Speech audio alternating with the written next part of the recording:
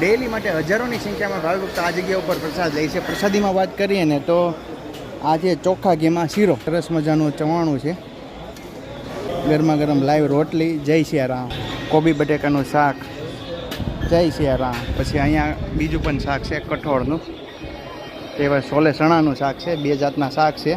અને અહીંયા જય સિયારામ, જય સિયારામ. અહીંયા ભાવિ ભક્તો માટે ભાત પીરસવામાં આવે છે. પછી વાત કરીએ પ્રસાદીનો ટાઈમ ટેબલ, 11:30 બપોરે 11:30 ને સાંજે આજે 7:15 7:15 ચાલુ થઈ જાય. જય સિયારામ. ડેલી માટે કેટલા હરિભક્તો પ્રસાદ લેતા હશે?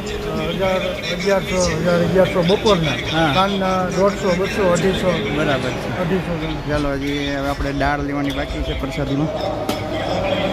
દાળ લઈ લીધી. પછી અહીંયા ઠંડી ઠંડી જુઓ સાઈઝના કેરબા વીરાવો ભાઈ, બરફ નાખેલા. આપણે આ લઈ લીધી છે પ્રસાદી. અને આ છે આપણે અત્યારે હાલ ચિત્રકૂટ ધામ, જ્યાં વિશ્વવન્ય પૂજ્ય શ્રી મોરારી બાપુનું ગામ, એટલે કે તલગાજડા ગામે આ જગ્યા ઉપર ભોજન પ્રસાદ જે 12 મહિના તે ચાલુ હોય છે અવિરતપણે, અને હજારોની સંખ્યામાં ભાવિ ભક્તો જે પ્રસાદ ગ્રહણ કરતો હોય છે. જય સિયારામ.